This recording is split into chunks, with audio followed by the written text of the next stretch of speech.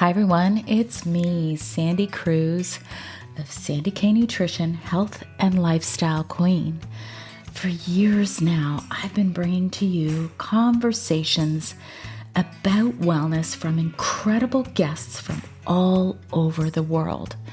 Discover a fresh take on healthy living for midlife and beyond, one that embraces balance and reason, without letting only science dictate every aspect of our wellness. Join me and my guests as we explore ways that we can age gracefully with in-depth conversations about the thyroid, about hormones, and other alternative wellness options for you and your family. True wellness nurtures a healthy body, mind, spirit, and soul. And we cover all of these essential aspects to help you live a balanced, joyful life.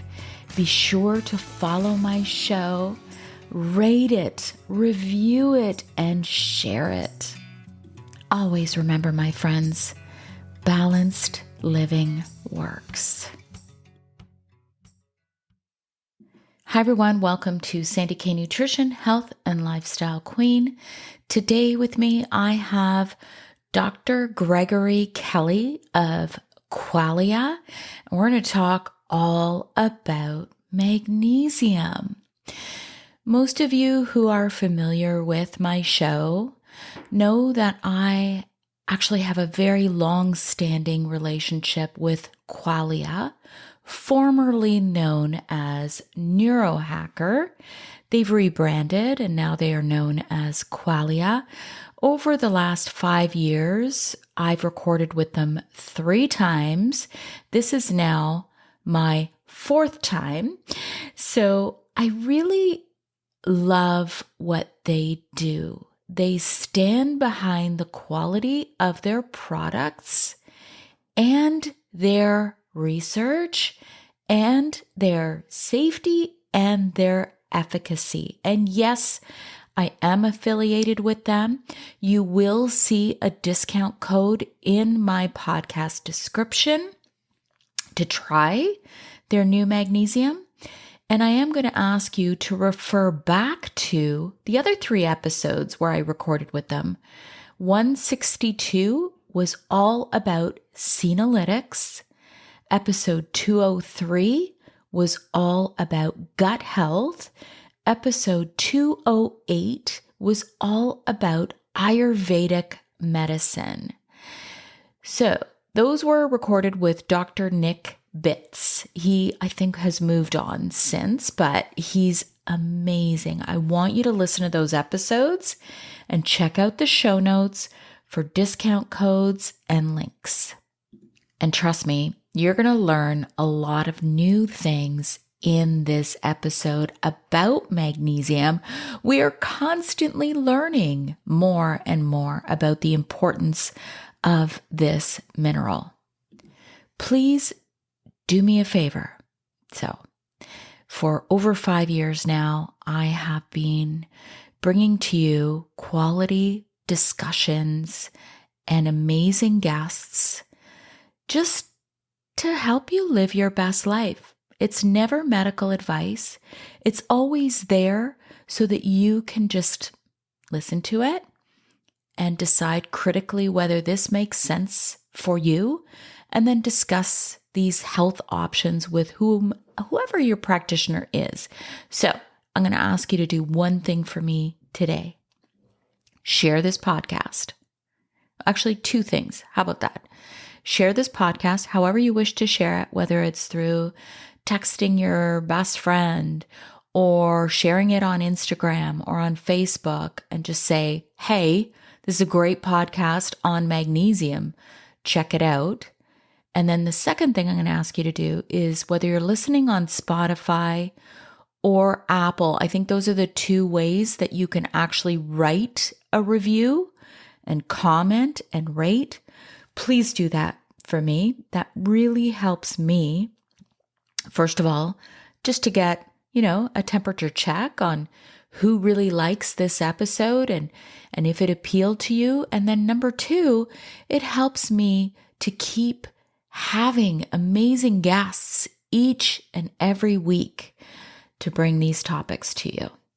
Follow me on all of my socials. It's Sandy K Nutrition everywhere. I'm on Instagram, Facebook, TikTok. Follow me on Substack. Some of you might know I am a registered holistic nutritionist. I'm also a certified metabolic balance coach, but I'm also an English literature graduate. So I love to write. Writing is really, I'm going to say, home for me. So I write a lot of short essays in Substack that pertain to our wellness, body, mind, spirit, and soul. And most of it is free. And really, the essays are there just to really help you learn how to critically think about your health and how these things that I talk about pertain to you. I never give definitive advice. It's really all about learning what your body needs are. So go find me on Substack, sandycruz.substack.com. Links will be in the show notes, also for all my other social media channels. And you'll also be able to watch this on Rumble or YouTube. I've saved the best for last as it relates to my announcements. I have taken on a new role. Sandy K Nutrition does not go away. This new role will actually help me to enhance some incredible brands that I have met. I've been on social media in this space of Sandy K Nutrition for 8 years, podcasting for over 5, and I've met incredible brands, many of them not as well known to the general public.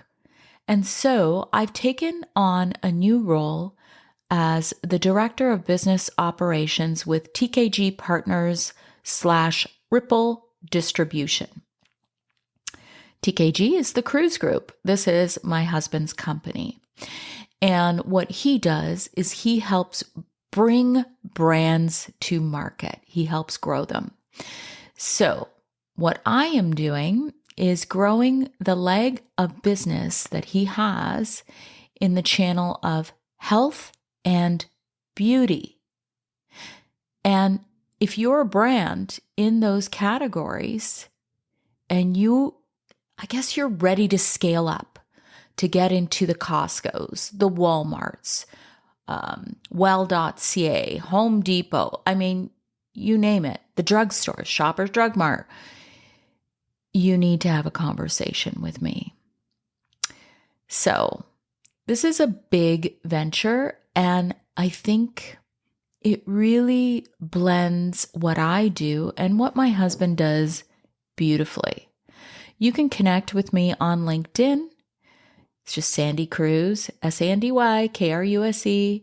Email me, Sandy, SandyY, it's a Y at the end, at tkgpartners.com or sandy@sandyknutrition.ca. If you have a brand that's really ready to scale up, then let's have a conversation. Now, with that, let's cut on through to this amazing interview with Dr. Gregory Kelly of Qualia. Hi, everyone. Welcome to Sandy K Nutrition, Health and Lifestyle Queen. Today with me, I have a special guest. His name is Gregory Kelly, and he is the Vice President of Product Development at Qualia Life. He is a naturopathic physician, an ND, the author of the book Shapeshift as well. So he was also the editor of the journal Alternative Medicine Review and has been an instructor at the University of Bridgeport in the College of Naturopathic Medicine, where he taught classes in advanced clinical nutrition. Oh, we can have some really good nutrition talks. Can't wait. Mhm. Counseling skills and doctor-patient relationships. Dr. Kelly has published hundreds of articles on natural medicine and nutrition, contributed 3 chapters to the textbook of natural medicine. Oh my God, I have it right here. I have Oh, that text. It was one of my student textbooks. That's so cool. And has more than 30 journal articles indexed on PubMed. His areas of expertise include nootropics. I don't know how you're going to pronounce that, but anti-aging and regenerative medicine, weight management, sleep, and the chronobiology of performance and health. And today we're going to be talking about magnesium. I think I was just saying, I think I've done 2 other shows on magnesium. So this will be my third with various experts and different viewpoints with different research to help you decipher if magnesium is something you need to add to your stack. Because everybody's talking about it. But as Dr. Kelly and I were just talking about, resonance is so important and bio individuality. So whatever you hear on my podcast, we are not giving you any medical advice. You need to speak with your own practitioner on if this is right for you. And I do also have a discount. It is qualialife.com/Sandy K. That's going to give you 15% off. I will have the link in the podcast description. And let's go. Let's talk about magnesium. all right. Super happy to go into the weeds on magnesium. So, um, for listeners, as you know, Sandy said, I'm a naturopathic doctor and graduated in '96 with my naturopathic degree. So, I've been around the nutrition world for quite a few years, seen patients, worked in corporate wellness, and currently work for Qualia Life. And really looking forward to this discussion with Sandy to help you, listeners, understand more about magnesium and whether it's a good fit for, as Sandy said, adding to your stack. Yeah. So I always like to ask my guests, like, why nutrition? Why naturopathic medicine? What really inspired you to get into this field? Yeah, so my first career was an officer in the Navy from '84 to '89, U.S. Navy. And pretty quickly, like I got to my first duty station. It was in the San Diego area, the big Navy presence. Still here, but back then it was huge. And for the first time in my life, I had to fend for myself with food. Before that, I was really fortunate. My mom was a home mom that made all of our food, really great cook. And then in college, they just put food in front of me and I would eat it. And all of a sudden I was on my own and realized I don't know anything about what I shouldn't eat. And a friend that was like a gym rat kind of personality, looked like he was in great shape. I'm like, all right, dude, like what what can you tell me? And at the time, this would have been '84, a popular nutrition book was called Eat to Win by Elson Haas. And we'd think of it today as like a high complex carbohydrate, low fat approach to eating. And that became my Bible. So even in the Navy, I was the weird officer that would bring food onto the ship and have things specially made and would, pick all of the fried thing off of fried shrimp and just eat the shrimp. So my interest in it just goes way back, realizing that I didn't know much. And as I learned more, then I was horrified at some of the things that had been fed me. So, Yeah, and you're talking about things from way back. Imagine how bad it is now. oh Like, yeah, yeah. right?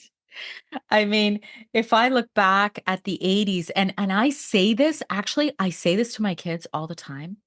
I'm like, listen, kids, McDonald's was not as bad in 1980 as it is now. Like, think about it. So, listen, I'm certainly not saying it was great food, but a lot of times when you're young, you don't really think about these things and you think you can do anything and eat anything and you'll never get sick, never have problems. So it's funny that you mentioned that you were really interested at that age, because at that age, man, like I was smoking cigarettes, I was having a good old time. Yeah, I mean, I used that and exercise to compensate for all my other bad habits back then. So they were far from perfect. There you go. There you go. Okay, let's get into magnesium.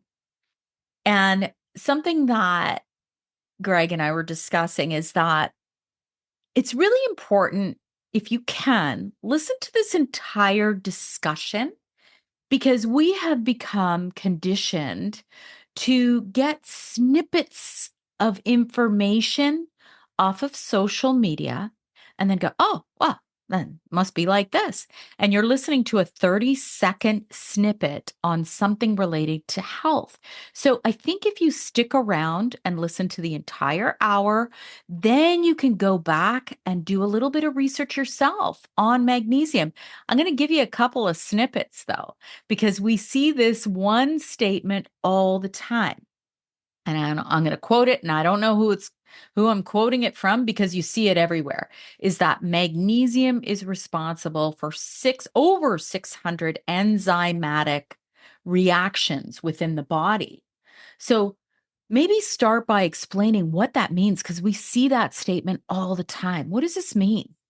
Yeah. So, and before even getting to that, it would be over 600 enzyme reactions and then works in more than another 200 as an activator. So we'll touch on both of those things. Okay, good. So enzymes are proteins fundamentally, right? Like, so our DNA mostly is churning out proteins inside of our cells. And then when you say enzyme, to have a reaction in the body, like a chemical reaction. So let's say building an NAD molecule, because NAD has been super popular over the last handful of years. Then you need to take, let's say, the precursor molecule, like a nicotinamide riboside, and do work to it to turn it into NAD plus. And that work inside cells is done by enzymes. So think of enzymes as the things that allow flow through all the different pathways, whether that's breaking down sugar or fats, all that work is done by enzymes. Okay. And so when you say magnesium's involved in 600, it would be called a cofactor, meaning that enzyme's not going to work or work well without enough magnesium. And so because of that, magnesium just is hugely important in all kinds of diverse jobs in our body. And one of those is actually metabolizing sugar. So this gets into kind of like the general progression. If you consume something with sugar, fruit, honey, table sugar, you name it, carbohydrates, they're eventually metabolized down to sugars. Then that sugar has to be, at the end of the day, turned into ATP, right? The cellular energy, kind of the power molecule in our cells. And the first step in that biochemically is called glycolysis. But there's 11 enzymes. It's kind of a cascade that sugar molecules have to go to be turned into that. And that those first 11 steps, 5 of them need magnesium. So, the take home is without enough magnesium, your ability to metabolize sugar, whether from food or some other source, is going to be compromised. And then, the next big link in making energy is almost like a merry-go-round. It's something in biochemistry, again, called like citric acid cycle or TCA cycle or Krebs cycle. But it's just a circular roundabout that it just goes around and around. And magnesium's used in 4 of those stops. So whenever we think of like extracting energy from food, we just can't do that well without magnesium. And that's because of some of those enzymes. So that alone, processed magnesium is used in about 11 enzymes. Right. So of the 600, then DNA, right, super important to age well, is we need our DNA to both stay stable, right, so it doesn't degrade, and then we need it to do a good job when it makes copies of things, right? And again, DNA is about making proteins, and magnesium is involved in a bunch of enzyme reactions that help repair DNA and help DNA do its main job, replicating Can I ask you a protein. question? Because I Yeah. know people who are listening. So, relating to DNA, we hear, I know it's way more complex than that, and I don't want to get that complex. I hated chemistry, by the way. Um, but, we hear often about epigenetics and flipping on switches that we don't necessarily want to flip on around midlife, and they could cause health issues. So magnesium would be responsible in some of those processes. Yeah, it's that has to do, so at any given point we may or may not express some of the genes, and meaning that the proteins they would allow us to make, we may make less of, more of. That's the epigenetic component. And that's so influenced by our diet and lifestyle. But magnesium's involved in processes that determine how much of our DNA we express at any Mm. given point in time. So super important. I mean, is there anything else that you wanted to sorry, because I kind of Yes. cut you off there with that So question. that's the like the coenzyme, like the 600 enzymes. But then you also will hear of magnesium as an activator, and that has to do with ATP. So ATP, why that's so important as an energy molecule, is ATP is needed to fuel hundreds of enzymes on its own. And the key takeaway is that ATP is always complex with magnesium to be active. So that's when another couple hundred reactions when magnesium is an activator. It's because without magnesium, ATP can't do its job. And Mm. ATP, as I'm sure you and your listeners have heard, is the energy currency of our cells. So we could have all of that, energy in the bank. We can't deploy any of it if we don't have magnesium. Wow. That's very, very important. So anything else that you want to touch on? No, I think the key Yeah. takeaway just on a cellular health level is that magnesium just has a huge number of jobs that it's doing for each and every one of us all the time. So we need to be good to our magnesium stores. So here's the thing that you also hear about now is that what was the stat I read? Was it 30% of Americans are low in magnesium? You'll probably know that better than I would. What is the stat on that? It would be more like 50. Okay. It hovers around. It depends on the age group, some and gender and things like that. But it's net across the entire population. Somewhere close to half the people don't get what in the U.S. would be called the RDA amount, the recommended dietary So, allowance of magnesium. okay. And you and I both know that RDA is just recommended daily amount, right? Correct. Yeah. It doesn't necessarily mean it's the optimal amount for us. And there's so many factors. Like I know even some of like 'cause I don't have a thyroid gland. So I know that a couple of my medications that I take deplete magnesium from my body. So there's so many this is where the whole bio individuality comes into play, right? Yeah. And I know, so take your classic biohacker type of personality, right? Like drives themselves pretty hard. Some of that stress is hormetic, meaning it's good stress, but it's still stress. Maybe a fair amount of exercise, maybe saunas, like all of those things are adding to our need for magnesium because we'd sweat some out with saunas. We would use more through sweat and other things with exercise.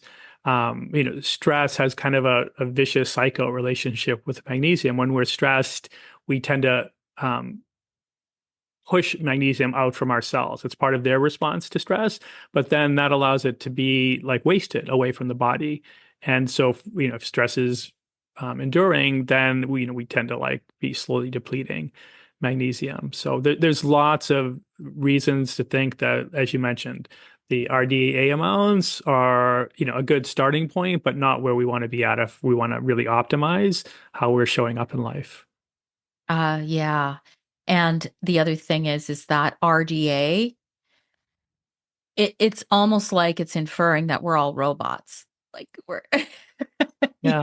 and we're not. We are all so individual. Now, there's another factor. They're saying that our soils are depleted of a lot of these essential minerals and nutrients.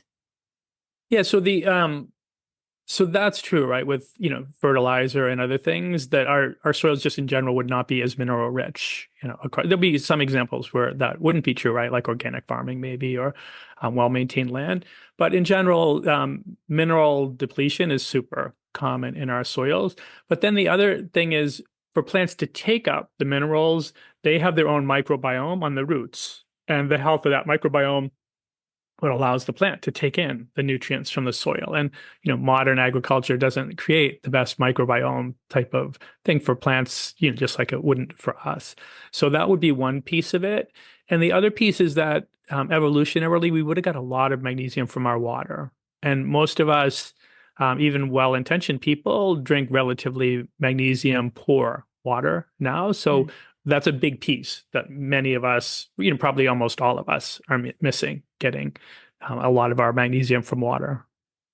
I have a question, and I'm not sure, they say no question is dumb, right? So, are there toxins or other minerals that could actually almost like leach magnesium or deplete magnesium? Does that even make sense?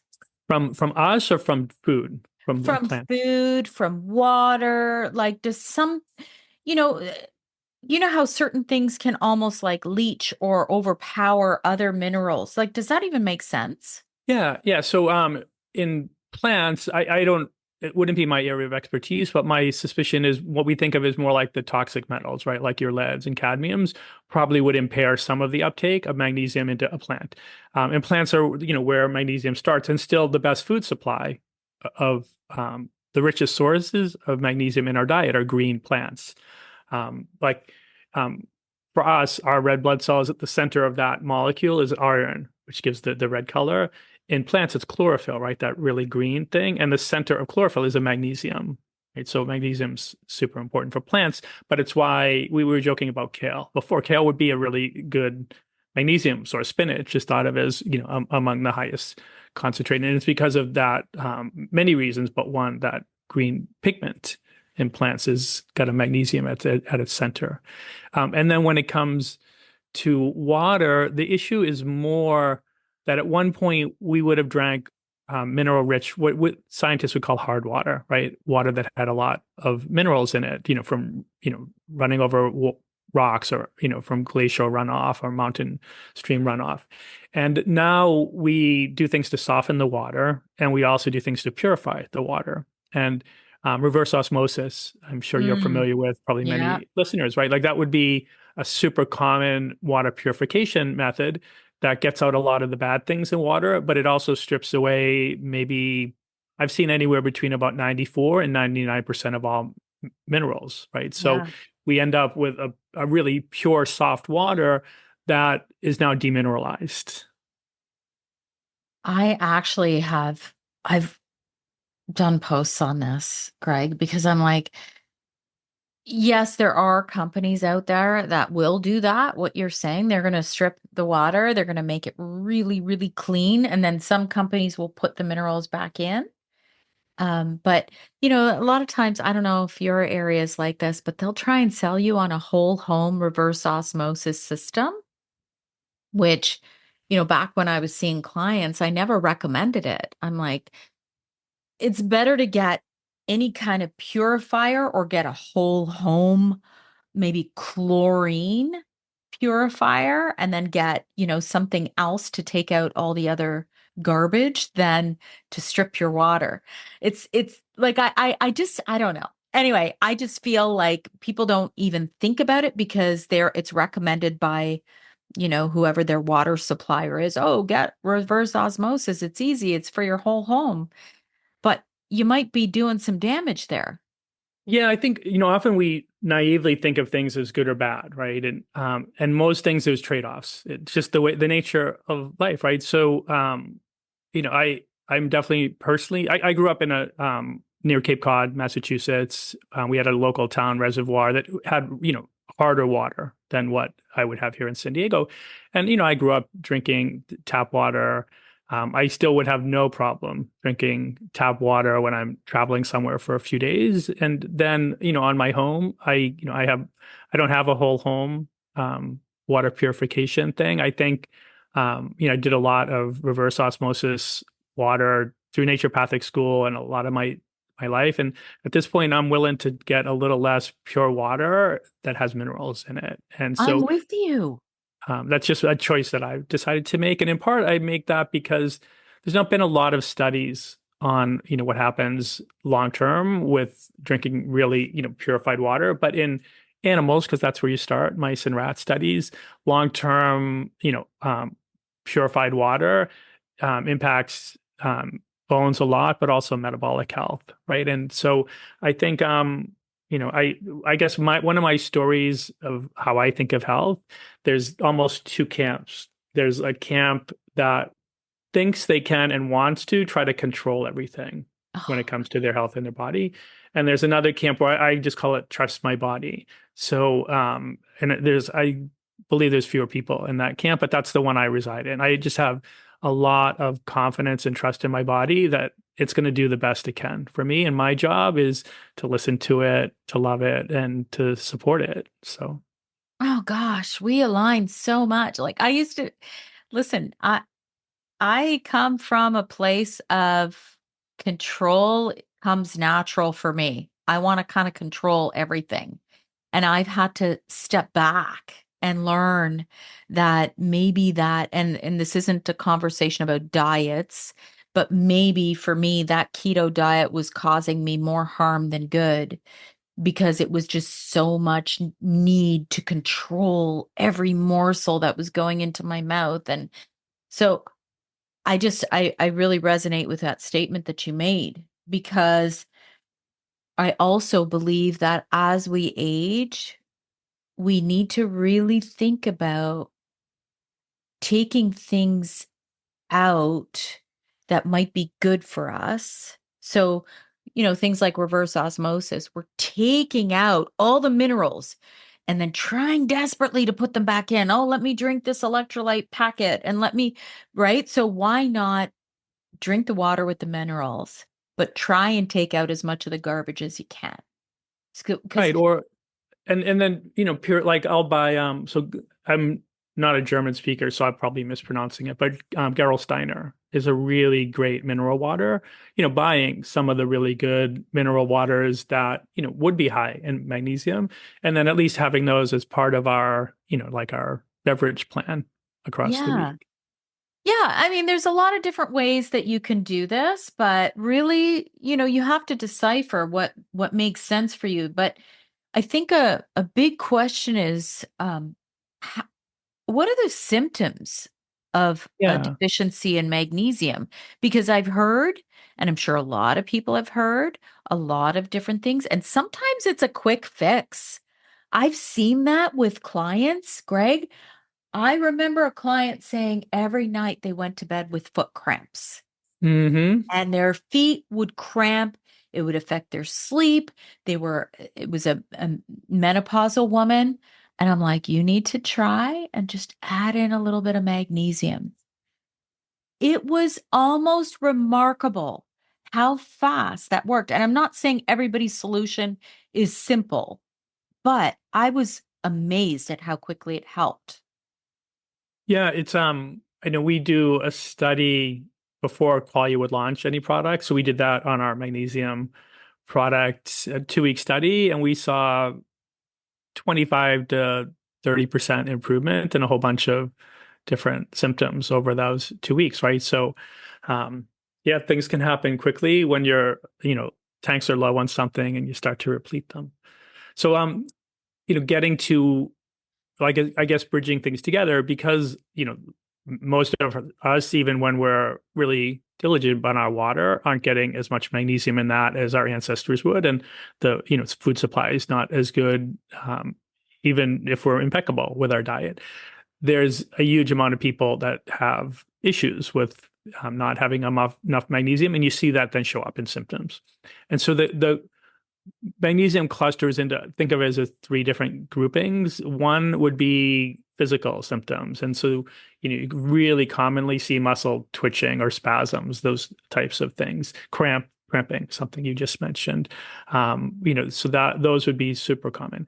Another would be what I think of as more your cognitive bucket, and so these would be like muddled thinking, quick to anger, irritable, a little bit anxious, like all your moods, responding poorly to stress, that um, bucket. And then the last would be kind of a sleep and energy bucket. So, problems falling asleep, staying asleep, fatigue during the day, general low energy. So those would all, be super common. And you're shaking your head because like who among us doesn't know many people that suffer from a lot of those, right? So Yeah. what we use when we're measuring response to Qualia Magnesium Plus is it's called the Magnesium Status Questionnaire. And I have no idea who created it, but it's used in a lot of functional medicine and naturopathic practices. And I'm sure we could, provide a link to one that they're easily found on like a Google search. But usually there's four buckets of things, or not usually, there's four buckets of things that they ask about in that questionnaire. One would be, medications that are known to kind of, tax your magnesium stores. Diuretics would be the like a most common one, but other ones like birth control pills impact to a degree magnesium status. Acid Then blockers. acid blockers, yeah. That's a Yep. big one, isn't it? Yeah. Yep. So there's lots of comments. So that's one thing. But even, like nutritionally, taking a calcium supplement that doesn't have magnesium is going to like unbalance magnesium. Then there's, quite a few medical conditions that have connections to poorer magnesium status. So that questionnaire asks about those. But then a big one that what we look at is then the symptoms, right? Some of the things that I mentioned. And that's what we usually just use to assess in our study. Like, all right, how did these symptoms change from before doing Qualia Magnesium Plus to after? And what we found in our small study before bringing Qualia Magnesium Plus to market is that 24 out of the 25 people in 2 weeks improved their scores, and on average scores improved 27%. So as you mentioned, you often start to see good changes in things like mood, muscle cramps, recovery, stress, sleep fairly quickly when you do That's a better job amazing. getting magnesium.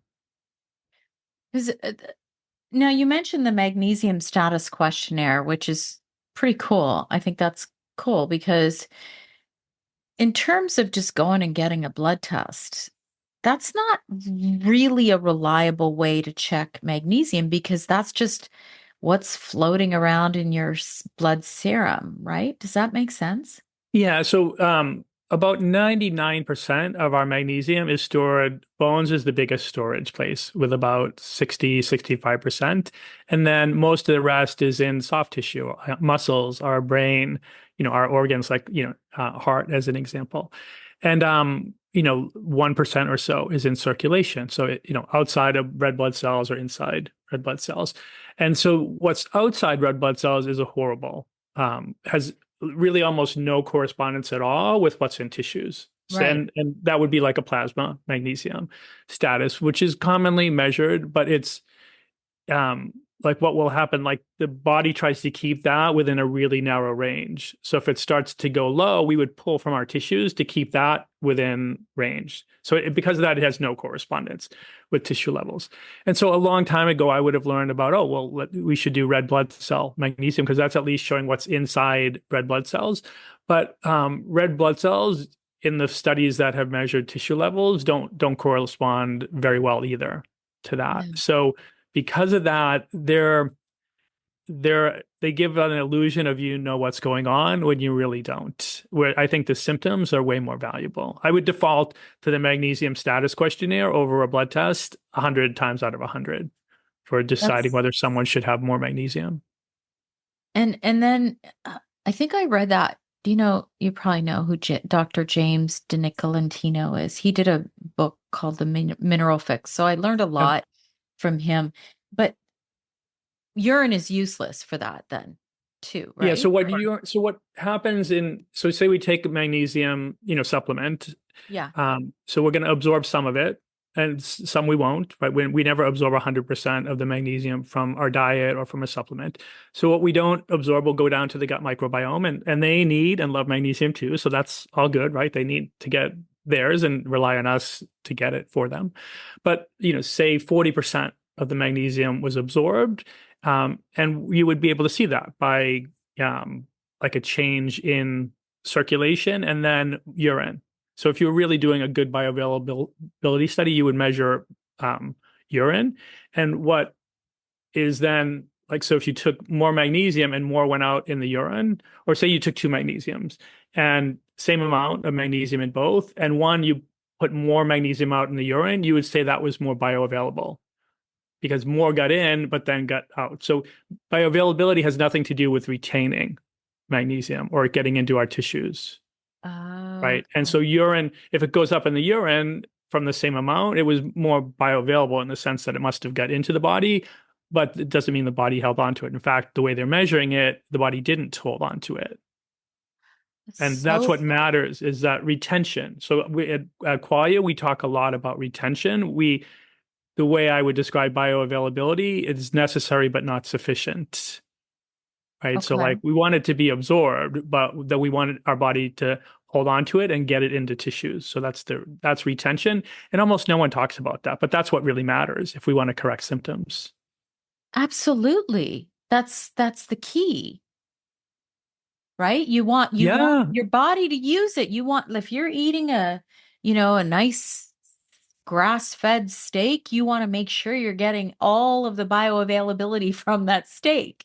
So, Yes. and it's going into repair and muscle building and all the good things. So, yeah, that's really important. And nobody talks about it. Yeah, and what happens, like aging, we focus on longevity and aging a lot at Qualia.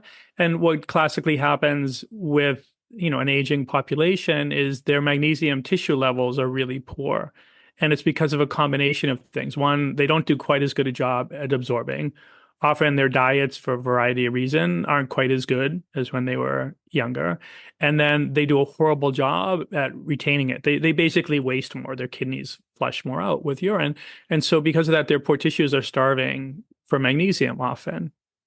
Oh, and then you add into medications and all of that other Yeah. stuff that we were talking about that could be Yeah. depleting it. So it's fascinating, but I guess the answer is your symptoms matter. And Yeah. Yeah. These other things are proxies, right? For, at best for magnesium and, relatively poor proxies.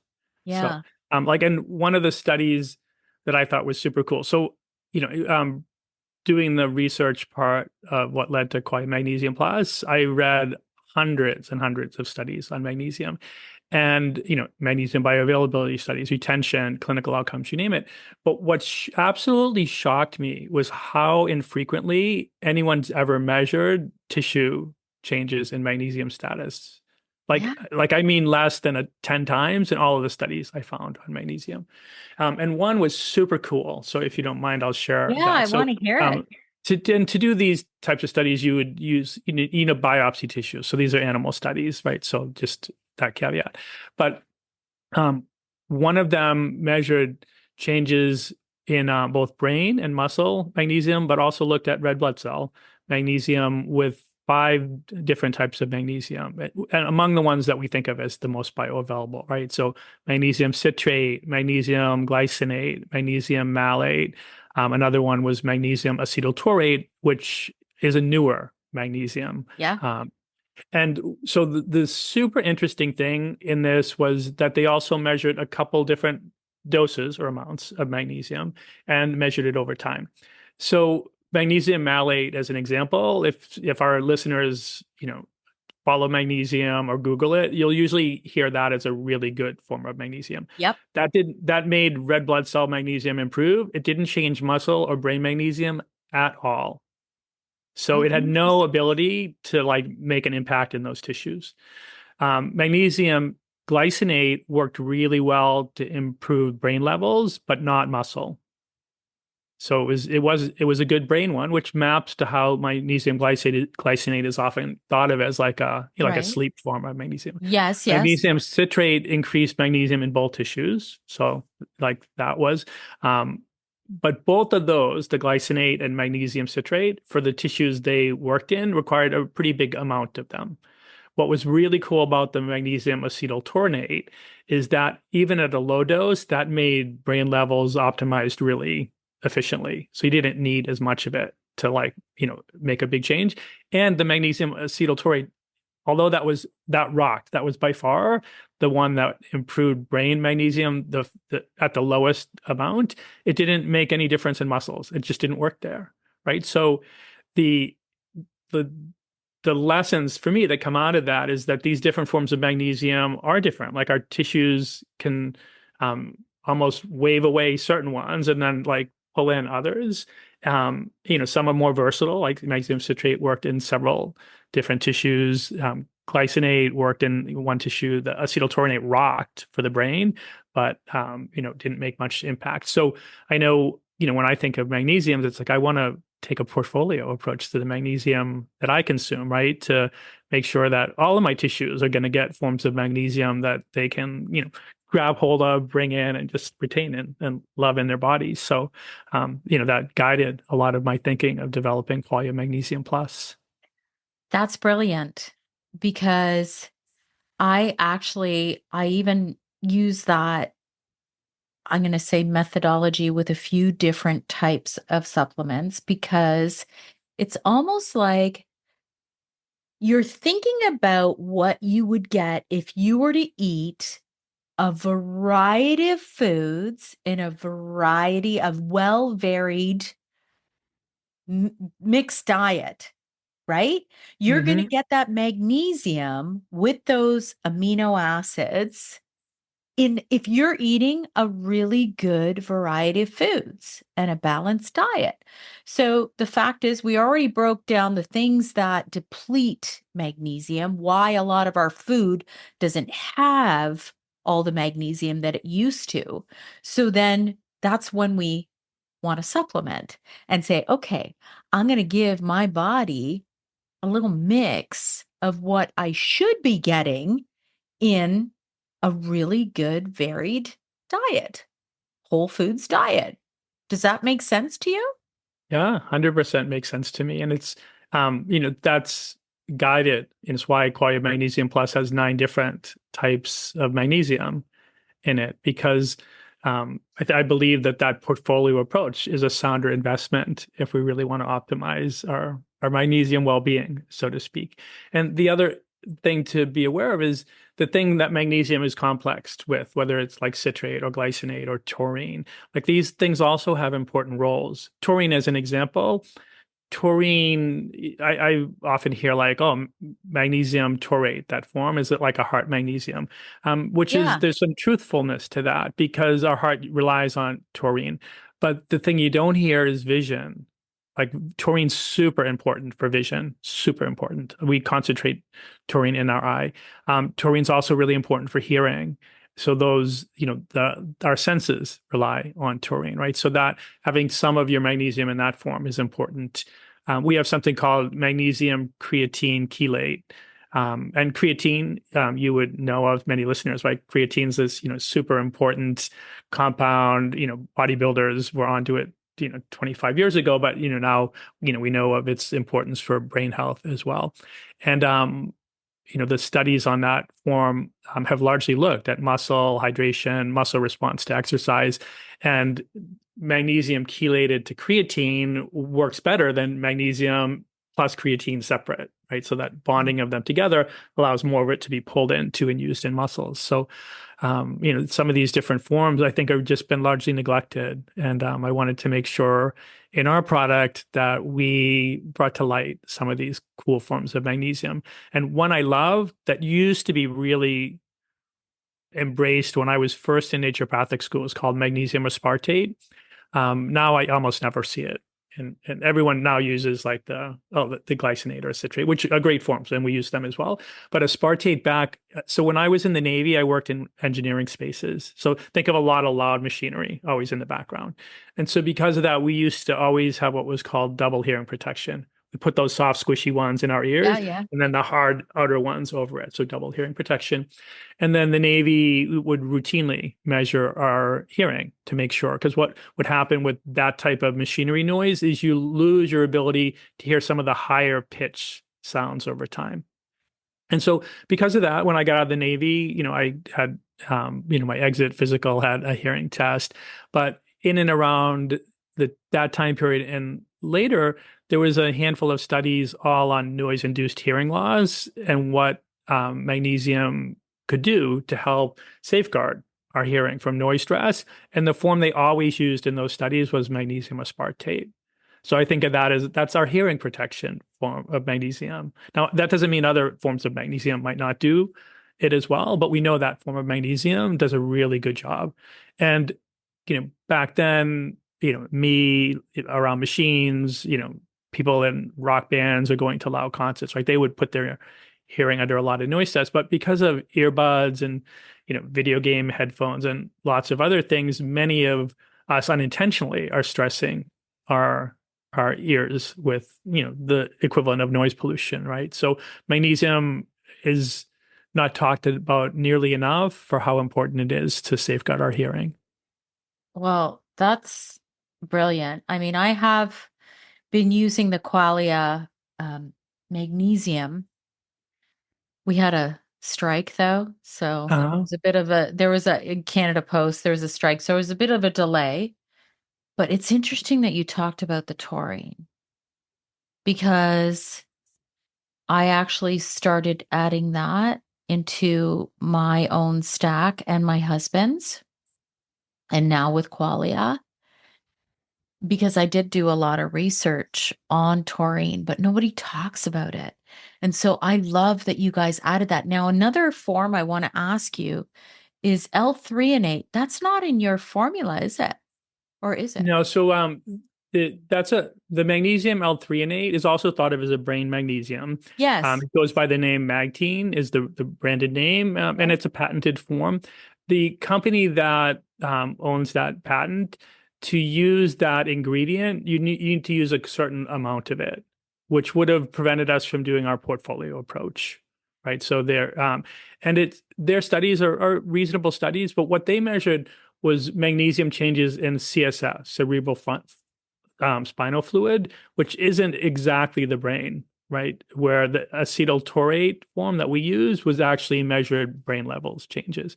So I think that magnesium L-threonate is a good form of magnesium, but in the overrated category, and that Okay. the I'm going to magnesium. add, Oh, sorry. Sorry, go ahead. Go oh, ahead. that the magnesium acetyltaurate is a much better brain form of magnesium. I'm going to add to this because I won't, it's in one of my other recordings, but I never heard this until I recorded with this physician who is, she's very well versed. She's written a lot of books on magnesium. She talked about that very specifically. If you look at it, the dosage is always 3 capsules. And typically you only get like 80 milligrams of actual elemental magnesium.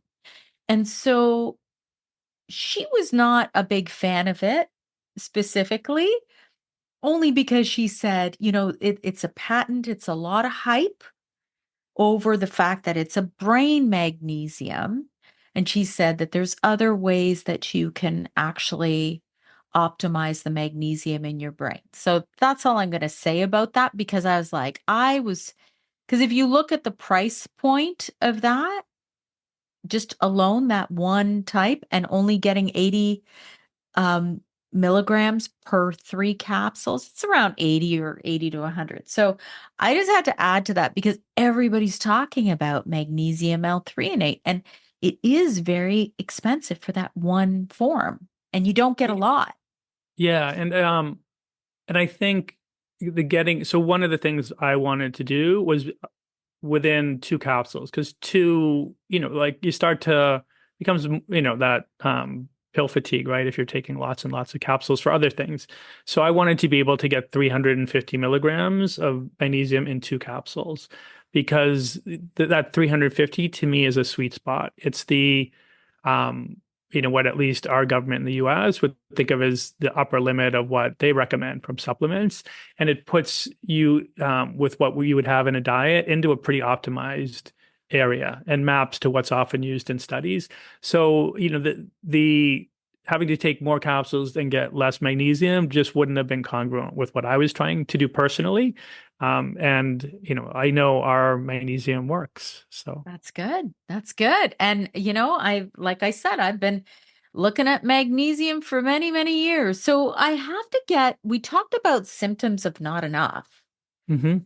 What would be symptoms of too much or is that even something that happens? Yeah, I mean, you'd have to go a lot like grams of magnesium to get to too much for most people. And part of the reason is we mentioned that bioavailable piece, like the absorption. So what naturally happens, and this goes into the trust your body category, is our body's pretty wise at things. So if we, like I'm just going to put out a number. So don't think of this as a real factual number, but Okay. directionally right. So if say maybe on average, we're going to absorb 40% of the magnesium we take from, whatever we're supplementing. If our body was low in magnesium, it would absorb more. If it had plenty of magnesium in its tissues, it will absorb a lower percentage, right? So it's already got that ability for magnesium, for iron, for a lot of minerals.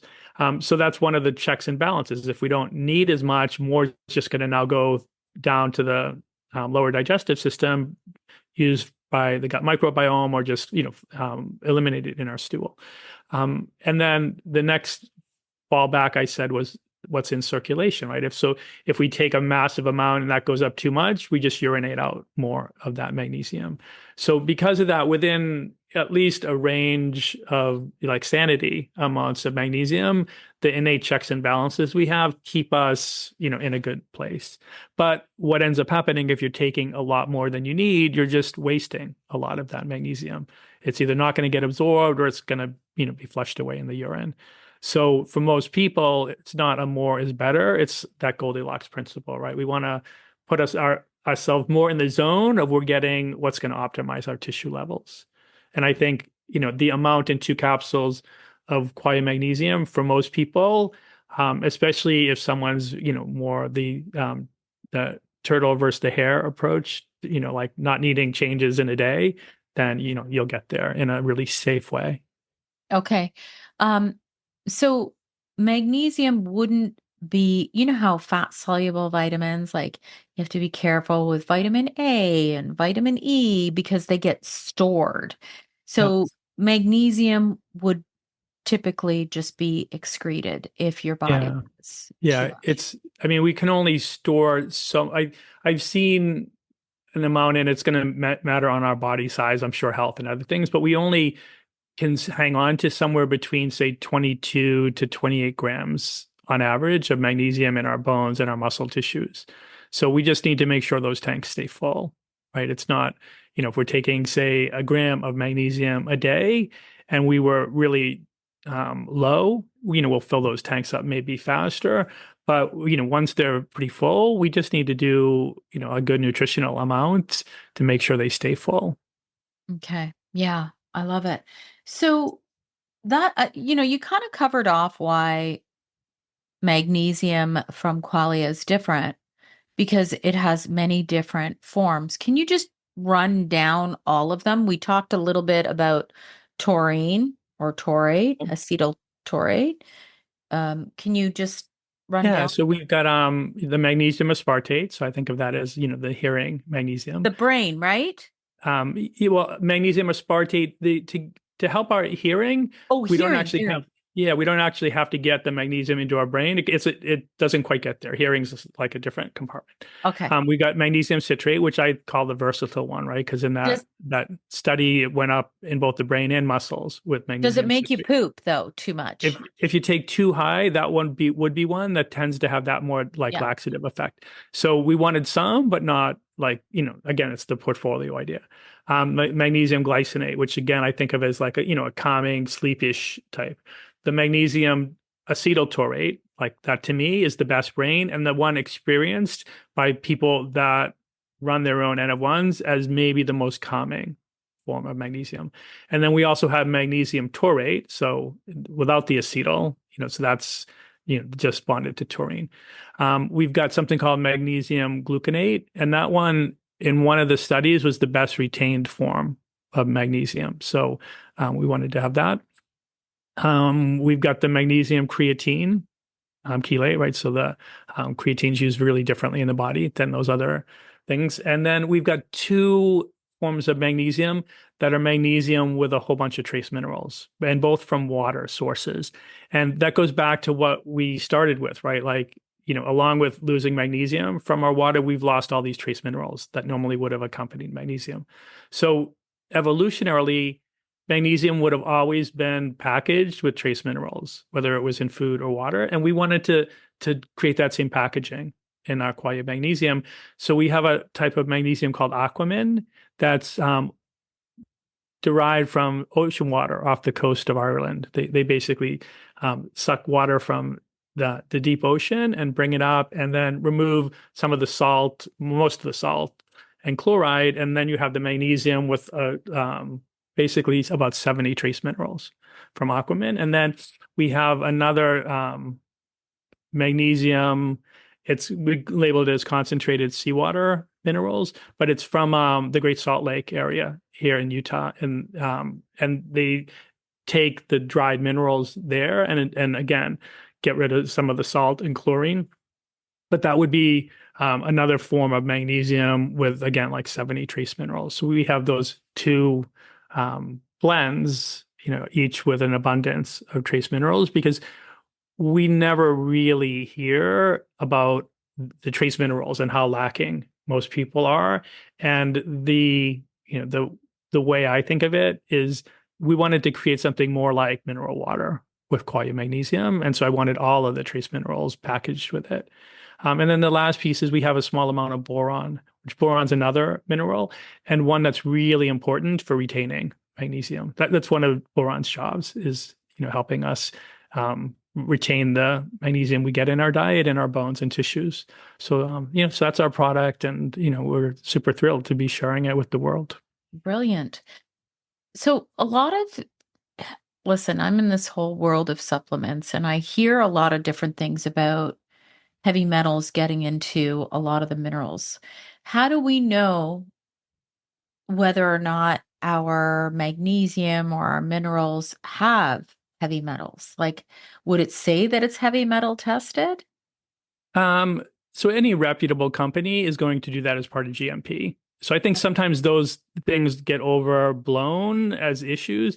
They, maybe buying the cheapest one you can find on Amazon where, it may not have been a reputable company, but, if it's any of the big brands that have been around for a while, the way it would work, so say we're getting the magnesium creatine chelate, right? So we're buying that from a vendor. They're the only ones in the world that make it. With that, they'll have a specification, and that just means this is their target. And it will have, a list of the impurities, right? Like the heavy metals, say. And then, then there would be what's called the certificate of analysis. Like, okay, what did you hit that target when it went through testing? And, so we would get that as a baseline, but then we'll do our own testing as part of our qualifying the ingredient. And then we test our finished products for all those things as well. And we wouldn't be alone. I think sometimes, the media takes a swing or a poke at supplement industry writ large, but I think most of I'm sure on any of the brands you would have had on your show as a guest are all doing the best they can to make sure that they're producing exceptional quality products because they want to take them. Like, I want to take our products, so I want them, to meet my standards, your standards, and to really work for Agreed. your listeners and my friends and family. Agreed. And, even working with clients, there were brands that were very specific brands that we would recommend versus, buying it off Amazon or off the Walmart shelves. I mean, I don't mean to say everybody loves Walmart, everybody loves Costco, but there's just some things that you just want to really be sure that it's clean, right for you before you just buy it off the shelf because it's cheap. That's all I'm saying. Yeah, and most things, to get to cheap, corners are often cut. Yes. And, certain things are sacrificed. So, if you can make an investment in something that's, a better quality in almost any area, right? Like I think about stocks and investing as one of my hobbies, right? And when I was first into it, I'd be like, oh, what stocks like that I can buy for like $1 a share? And where now it's like, oh, what's the highest quality company I can invest in? So I think of it the same with supplements and with health. I agree. Food, you don't want to skimp on. Supplements, you want to make sure that you're buying quality. There's a few things that, you're putting inside your body. You want to make sure it's decent. So, um, Now, I think we kind of covered off almost everything. Do you have anything that you want to add that we missed? No, I would just say, I would invite any of the listeners that were intrigued. I on the qualialife.com website, I wrote a fairly long blog about the Qualia Magnesium product, a bit about why magnesium is important, something about each of the forms that are in it and why I chose them. So, want to invite any interested listeners to read that. And then we're really active on Instagram. So, we do a lot of educational content there. And I would invite all of you to check our Instagram out. And again, our company is Qualia Life. And I really appreciate that you invested your time with me and Sandy today. Thank you so much. It's just such a pleasure meeting you. And I'm glad we had this discussion. Thank you very much. My pleasure. I hope you enjoyed this episode. Be sure to share it with someone you know might benefit. And always remember, when you rate, review, subscribe, you help to support my content and help me to keep going and bringing these conversations to you each and every week. Join me next week for a new topic, new guest, new exciting conversations to help you live your best life.